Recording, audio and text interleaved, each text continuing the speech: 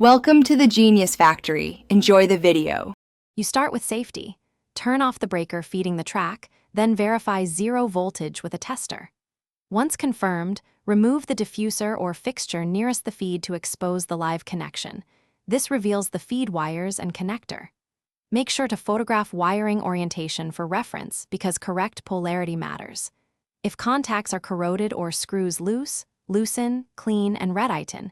If insulation is frayed, cut back to clean wire and prepare for reconnection. Once you have clean wire ends, strip about 1/2 inch and prepare each conductor for a new connector. Insert into a replacement feed block or screw terminal rated for the track's amperage. Tighten firmly, but avoid over-torquing, which can damage the track.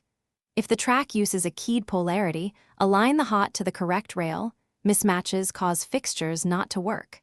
After reconnecting, neatly fold wires back into the chase, so nothing pinches when you reassemble the cover.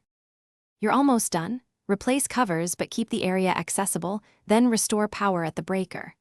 First, use a multimeter to verify correct voltage on the track rails. Next, power a single fixture to confirm normal operation.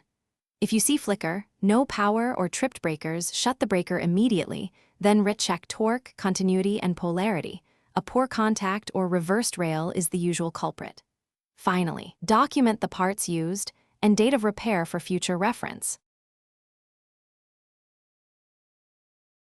Thanks for watching. If you found this helpful, don't forget to like and subscribe.